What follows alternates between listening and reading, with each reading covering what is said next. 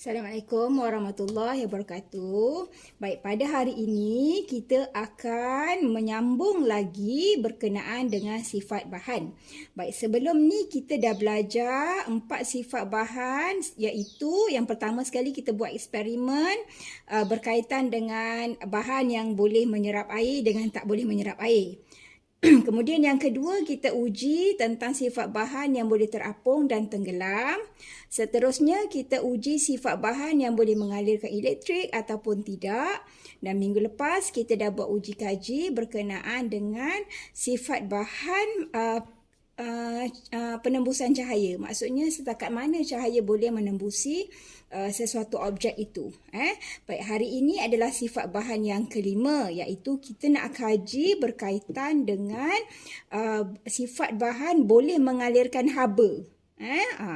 Dia berbeza dengan yang ketiga tu. Yang ketiga tu sifat bahan boleh mengalirkan elektrik, yang ini boleh mengalirkan haba. Baik, sama macam eksperimen-eksperimen yang terdahulu, bila kita buat eksperimen, kita mesti pastikan kita kena ada pemboleh ubah. Kemudian kita mesti ada tujuan. Kita tak boleh saja-saja je buat eksperimen, mesti ada tujuan. Dan kita kena, dalam tujuan tu, kita kena tentukan apa dia pemboleh ubah manipulasi dan apa dia pemboleh ubah bergerak balas. Baik, sebelum cikgu bercerita ataupun menunjukkan tujuan eksperimen ini, kita tengok dulu bahan-bahan yang kita perlukan dalam eksperimen ini. Baik, bahan-bahannya adalah, yang pertama sekali adalah belon. Belon, kemudian pembaris besi, seterusnya adalah lidi sate, kemudian ini adalah rod besi. Yang ini adalah spatula. Spatula ni macam sudu, tapi sudu dekat rumah. Spatula ni dia digunakan di bilik sains. Sebab dia boleh gunakan dua fungsi, atas dengan bawah, nampak? Okey, kemudian yang ini adalah batang aiskrim. Baik, kemudian cikgu gunakan pembaris kayu dekat belakang ni untuk lekatkan objek-objek ni. Okey, seterusnya bekas untuk awak isi air panas. Air yang kita gunakan kenalah air panas ataupun air didih. Air yang mendidih. Baik, seterusnya selepas kita dah susun eksperimen ini, okey, kita bolehlah tentukan tujuan untuk kita tujuan kita buat eksperimen ini dengan menentukan pemboleh ubah manipulasi dulu, kemudian pemboleh ubah bergerak balas. Baik, pemboleh ubah manipulasi adalah pemboleh ubah yang mana kita kena bezakan beberapa jenis objek, ataupun kita kena bezakan sesuatu tu untuk mengkaji, untuk capai satu matlamat. Untuk capai satu tujuan ataupun keputusan sesuatu eksperimen. Baik, macam yang ini, awak nampak cikgu dah buat ataupun aturkan ni pelbagai jenis objek yang berbeza. Nampak? Semua objek ni tak sama. Jadi itu adalah pemboleh ubah manipulasi, iaitu jenis objek. Seterusnya pemboleh ubah bergerak balas. Okey, pemboleh ubah bergerak balas apa pula? Yang itu adalah tujuan yang kita nak kaji eksperimen ni. Kita nak tengok apa? Apa yang kita nak pada hujung eksperimen kita nak kaji apa? Baik, pemboleh ubah bergerak balasnya adalah kebolehan objek menyerap haba. Kebolehan objek menyerap haba. Baik, pemboleh ubah yang dimalarkan pula adalah apa yang sama je kita gunakan dalam eksperimen ini, yang kita tak ubah-ubah. Contoh dekat sini, cikgu boleh nyatakan, okey, contoh yang inilah saiz bekas, jenis bekas. Kemudian kalau ni, ini adalah air didih. Air didih ni, okey, kita akan gunakan sukatan yang samalah. Suhu air dan juga ataupun awak boleh letak isi padu air didih pun boleh juga. Baik, sekarang ni kita dah tahu ketiga-tiga pemboleh ubah, manipulasi, gerak balas dengan malar. Okey, sekarang kita dah boleh tulis ataupun kita dah boleh buat tujuan eksperimen ini. Baik, tujuan macam biasa ayatnya adalah mengkaji hubungan di antara. Okey, MN. MN tadi adalah manipulasi kan? Okey, MN tadi adalah jenis objek. Dengan GB. GB itu adalah pemboleh ubah bergerak balas, iaitu apa yang kita nak kaji dalam eksperimen ini, iaitu kebolehan objek mengalirkan haba. Kebolehan objek mengalirkan haba. Jadi tujuan dia akan jadi mengkaji hubungan di antara jenis objek dengan kebolehan objek mengalirkan haba.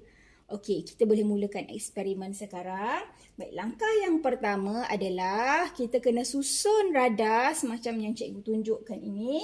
Kemudian kita kena masukkan air panas ataupun air didih ke dalam bekas ni.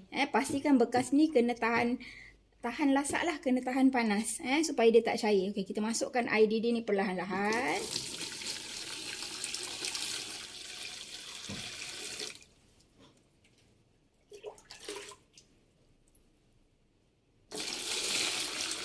Awak kena masukkan air ni sampailah paras objek yang paling atas. Contohnya macam dalam ni yang paling tinggi adalah belon. Jadi awak kena isi air ni sampai air ni melepasi belon tu.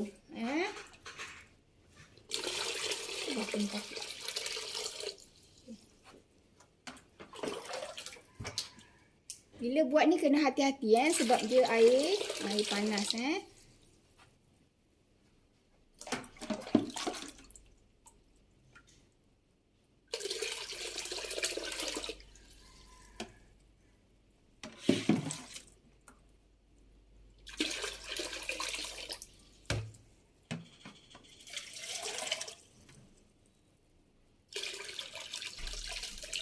Okey, sekejap Okey, kita tuang lagi air panas ni sampai cikgu kata tadi hingga ke paras objek yang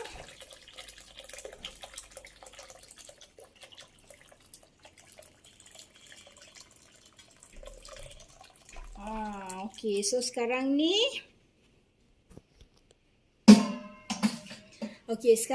semua objek dah jejak kepada air panas Sekejap saya turunkan sikit lah batang aiskrim ni sebab dia tinggi sangat.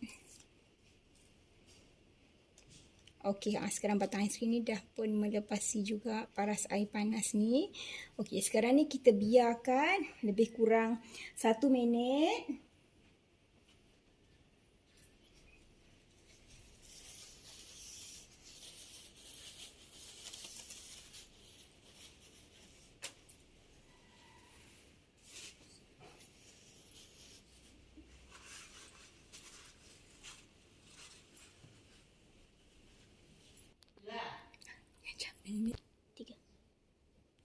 Baik, selepas 1 minit, okey, kita mulakan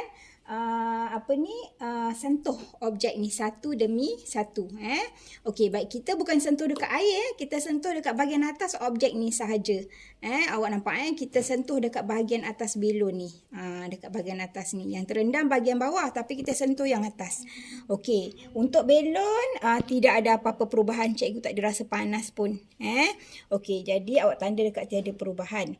Baik. Apa inference dia? Sebab apa belon ni masih kekal, dia tak panas pun walaupun kita dah rendam sebahagian ataupun bahagian bawah dia dengan air panas. Kerana belon tidak boleh mengalirkan haba. Dia tak boleh, maksudnya haba ni tak boleh dialirkan naik ke atas. Jadi haba tu masih stay je dekat bawah. Okey, kita tengok pula objek yang kedua iaitu pembaris besi. Baik, bila cikgu pegang ni, dia dah mula rasa panas. Dia dah mula rasa panas. Sebab apa rasa panas? Padahal dekat atas ni tak kena pun air panas. Kenapa dekat atas ni kena air panas? Walhal cikgu rendam bahagian bawah air panas. Kerana inference-nya, kerana objek ataupun pembaris besi boleh mengalirkan haba.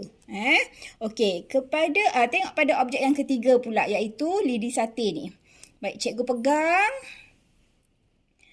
Cikgu tak ada rasa apa-apa. Sama je. Kenapa? Kerana dia sama macam belon tadilah. Walaupun separuh daripada lidi tadi dah terendam dengan air panas, tetapi sebab lidi ni tidak boleh mengalirkan haba, maka objek ni kekal seperti biasa, tiada perubahan. Jadi inferensnya kerana objek tidak boleh mengalirkan haba. Okey, yang ini pula adalah rod besi. Okey, cikgu pegang. Okey, dia dah mula rasa panas.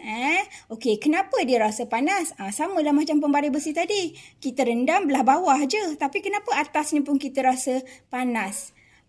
Kerana inferensnya kerana objek ni ataupun rod besi boleh mengalirkan haba. Tu sebabnya haba panas tu kat bahagian bawah je kita rendam air, tapi sampai atas kita boleh rasa haba dia. Okey, seterusnya spatula pula.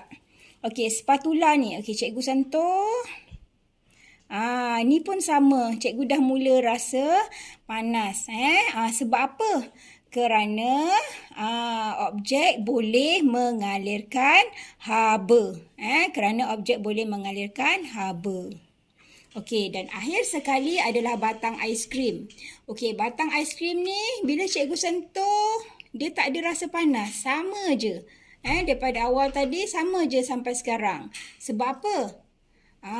Sebab dia tidak boleh mengalirkan haba. Jatuh pula. Okey. Kerana dia tidak boleh mengalirkan haba. Okey, sekarang ni kita nak buat kesimpulan.